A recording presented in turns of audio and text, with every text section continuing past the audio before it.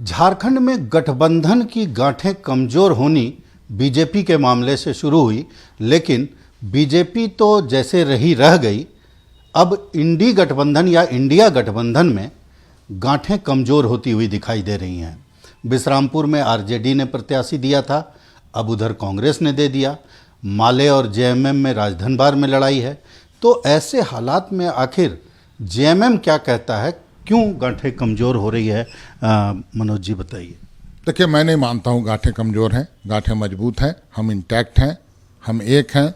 India गठबंधन, मान लीजिए एक दो सीटों में वैसी परिस्थिति उत्पन्न भी होती है तो इंडिया गठबंधन के हित में ही फैसले आएंगे, सकारात्मक फैसले आएंगे।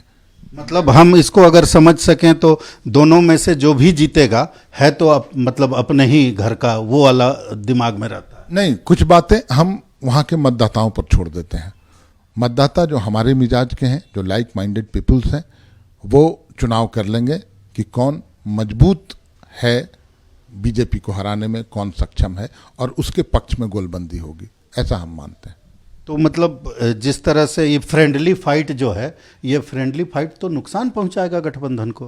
नहीं, देखिए, फाइट जहां होगा उसमें फ्रेंडली लगाना व्यक्तिगत रूप से मैं बिल्कुल वही सवाल है। हाँ, लेकिन फाइट ऐसा होगा जिसमें इंडिया गठबंधन को फायदा होगा।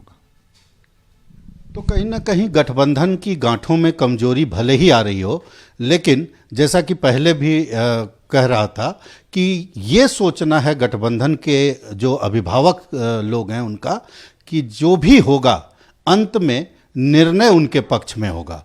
इसी उम्मीद पर सारी चीजें चल रही है।